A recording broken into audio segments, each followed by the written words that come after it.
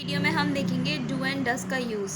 Do आपका use होता है प्लूरल सब्जेक्ट के साथ, जैसे कि आई मतलब मैं, आई के साथ आप यूज़ करोगे do. We, you and they के साथ इस्तेमाल करोगे। और डस आप सिंगुलर सब्जेक्ट के साथ यूज़ करोगे, जिसमें आपके पास आ जाता है ही, शी, इट। ठीक है, इसके साथ ही, शी, इट के साथ आप डस यूज़ करोगे। और इसके चंद सेंटेंसेस देख लेते हैं। डू का मतलब होता है करना, एंड डस का मतलब भी यही होता है, बट डू आपका यूज़ होगा प्लूरल सब्जेक्ट के साथ एंड डस आपका यूज़ होगा सिंगुलर सब्जेक्ट के साथ। एंड मैंने इसकी कुछ 10 सेंटेंसेस बनाए। I do my homework every day, मैं रोज़ाना अपना होमवर्क करती हूँ। We do exercise in the morning, हम सुबह वर्जिश करते हैं।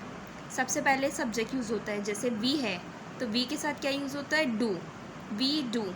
फिर उसके बाद आप अपना काम लिखोगे, एक्सरसाइज इन द मॉर्निंग। दे के साथ क्या यूज़ होगा, do, they do shopping on the weekends, वो हफ्ते के आखिर में ख़रीदारी करते हैं। ही, जैसे मैंने आपको समझाया था, ही, शी, इट के साथ डस यूज़ होता है। ही डस हिज वर्क केयरफुली, वो अपना काम एहतियात से करता है। शी के साथ भी डस यूज़ होता है।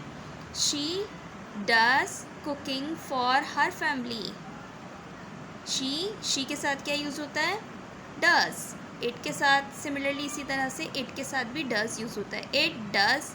इसके साथ अगर आपको नेगेटिव सेंटेंस बनाना है तो नॉट लगा दोगे, it does not make a sense, ये समझ में नहीं आया। डू यू लाइक, अगर आपको क्वेश्चंस बनाना है, किसी से सवाल पूछना है, तो इसी डू को शुरू में लेके आ जाएंगे, जैसे कि डू यू, इसके बाद आप ही, शी, इट। अगर ही, शी, इट यूज़ करोगे तो आप यहाँ पे क्या यूज़ करोगे, डस।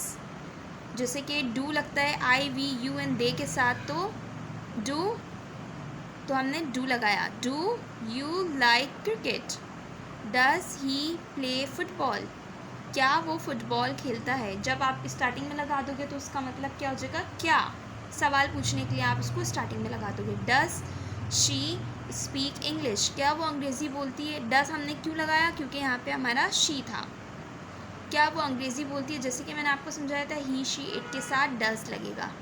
इसी तरह से हमने सवालिया जुमला बना लिया डू एंड डज को यूज़ करते हुए।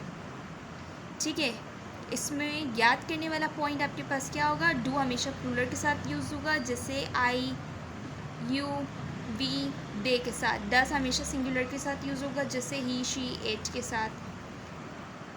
ठीक है, इसी के साथ हम नेक्स्ट टॉपिक शुरू करेंगे हैव एंड हैज़ का।